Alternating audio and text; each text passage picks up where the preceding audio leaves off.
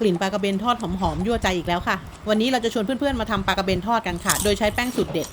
แป้งสูตรนี้จะมีความหอมของเครื่องเทศที่เขาผสมมาแบบลงตัวอยู่แล้วค่ะ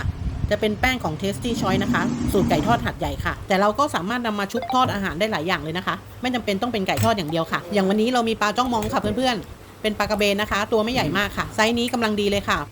กลิ่นเขาจะไม่ค่อยแรงมากค่ะจากประสบการณ์ที่เคยทำปลาจ้องมองขายที่ภาคใต้นะคะเราเคยอยู่นครศรีธรรมราชค่ะก็จะมีวิธีการล้างทำความสะอาดที่บางคนอาจจะยังไม่รู้นะคะเพราะตอนนั้นที่เราทำขายคนใต้ยังพูดกันเลยค่ะว่าทำไมทำปลาไม่มีกลิ่นเหม็นเลยทำปลาสะอาดมากเลยจริงๆแล้วมันก็ต้องมีสูตรกันนะคะเพื่อนๆสูตรและวิธีการล้างปลาจ้องมองก็คือขั้นตอนแรกนะคะเราจะนำเครื่องในออกให้หมดก่อนค่ะผ่าท้องปลาแล้วก็นำพวกตับพวกไส้ออกให้หมดเลยนะคะหลังจากนั้นเราก็จะรีดน้ำออกค่ะน้ำตรงบริเวณกระดูกอ่อนตรงกลางตัวเนี่ยค่ะมันคือขั้นตอนสำคัญเลยนะคะเราต้องรีดน้ำออกจากเนื้อแล้วก็กระดูกอ่อนรีดออกให้มากที่สุดเลยค่ะเพื่อเอากลิ่นฉุนของแอมโมเนียออกไปเวลาเรานำปลากระเบนไปทอดจะได้หอมๆแล้วก็ไม่มีกลิ่นมากวนใจเลยค่ะที่เราจะต้องเสียเวลารีดน้ำออกแบบนี้ก็เพราะว่าในเนื้อปลากระเบนจะมีสารยูเรียค่ะซึ่งสารยูเรียตัวนี้ถ้าปล่อยทิ้งไว้แล้วมันก็จะกลายเป็นกลิ่นแอมโมเนียที่ฉุนๆเหมือนฉี่นั่นแหละค่ะแต่ไม่ต้องห่วงค่ะเรามีเคล็ดลับเราล้างน้ำ1น้ำ2ทิ้งไปก่อนนะคะ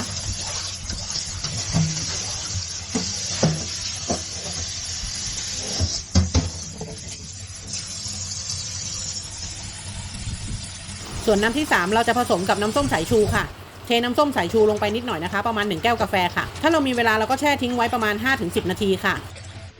หลังจากนั้นเราจะมาล้างน้ำที่4กันนะคะโดยใช้เกลือค่ะใส่เกลือลงไปประมาณ1กำมือนะคะแล้วก็พยายามล้างให้สะอาดโดยการรีดตรงกระดูกอ่อนอีกทีนึงค่ะเป็นปลาที่ทำความสะอาดยากนะคะแต่ว่าทำออกมาแล้วอร่อยเพื่อนๆติดใจในรสชาติแน่นอนค่ะสำหรับใครที่ยังไม่เคยกินนะคะลองไปหาซื้อดูค่ะ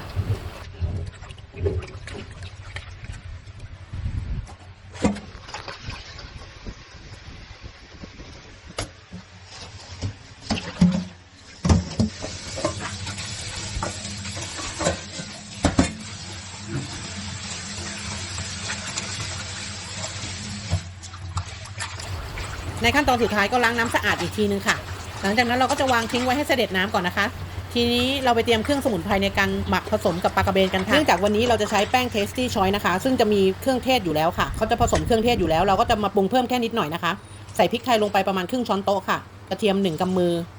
แล้วก็รากผักชีประมาณ 2-3 รากค่ะเราจะปรุงเพิ่มในส่วนของ3เกลือแค่นั้นค่ะทำทุกอย่างให้ละเอียดนะคะปลากระเบนของเราวันนี้น้ำหนัก3ตัวนะคะ1กิโลค่ะเราก็จะใส่3เกลือลงไป1ช้อนโต๊ะค่ะแล้วก็ตามด้วยแป้งทอดกรอบ Tasty Choice นะคะซึ่งแป้งตัวนี้จะผสมพวกลูกผักชียี่หร่าและเครื่องสมุนไพรต่างๆมาแล้วค่ะตัวนี้จะเป็นแป้งทอดกรอบที่มีรสสัมผัสแบบกรอบฟูแล้วก็เบาอร่อยจริงค่ะเราใช้หลายรอบแล้วเราจะใส่แป้งลงไปประมาณ200 กรัมนะคะแล้วก็เติมน้ำเย็นลงไปนิดหน่อยค่ะคนผสมให้ลักษณะเหนียวข้นนะคะ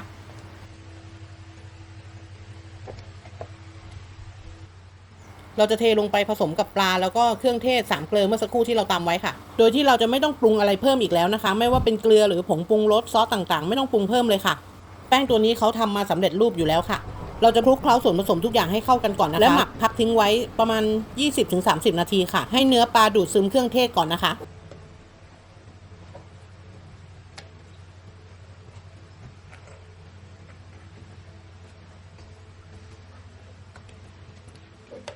สำหรับการทอดปลากระเบนไซส์ประมาณ 3-4 ขีดเราจะใช้ไฟกลางค่อนไปทางแรงค่ะรอให้น้ำมันร้อนก่อนนะคะแล้วค่อยหย่อนปลาลงไปค่ะตัวแป้งทอดกรอบของ Tasty Choice ของเราก็จะล็อกความหวานของเนื้อปลาไว้ข้างในและทำให้แป้งด้านนอกมีความกรอบฟูค่ะเราจะใช้เวลาทอดไม่นานนะคะแค่พอให้แป้งมีความสีเหลืองทองสีสวยค่ะแล้วก็จะได้กลิ่นเครื่องเทศหอมๆโชยออกมาด้านล่างสุกดีแล้วเราก็พลิกกลับด้านได้เลยค่ะทอดไปเรื่อยๆนะคะไล่ความชื้นออกแป้งด้านนอกจะได้กรอบดีค่ะการทอดปลาเพื่อนๆอย่าลงปลาตอนที่น้ำมันยังเย็นอยู่นะคะไม่งั้นแป้งมันจะหลุดจากเนื้อปลาได้ค่ะแล้วเราทอดไปสักพักหนึ่งพอเห็นฟองอากาศรอบๆตัวปลาเริ่มน้อยลงแสดงว่าข้างในสุกและแห้งกรอบดีแล้วค่ะแค่นี้ก็ได้แล้วค่ะปลาจ้องมองทอดของเราวางขึ้นตะแกรงเสด็จน้ำมันก่อนนะคะ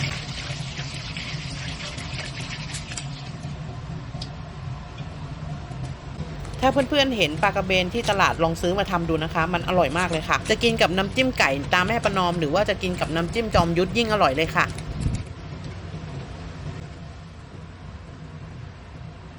เมื่อ มื่อก่อนเคยอยู่ที่นครศรีธรรมราชอำเภอฉวางค่ะทำปลาจ้องม้องขายเป็นเมนูที่ขายดีเลยนะคะใครที่เห็นปลากระเบนในท้องตลาดก็สามารถนำมาชุบแป้งทอดขายได้แบบนี้เลยค่ะจะเป็นเมนูกับข้าวหรือว่าเมนูกับแก้มก็ได้ค่ะทำตามสูตรเรารับรองขายดีแน่นอนค่ะสูตรจากประสบการณ์แม่ค้าที่เคยทำขายจริงค่ะหรือใครที่อยู่ตลาดทานพอแถวไม้เรียงอำเภอฉวางทักทายกันได้นะคะ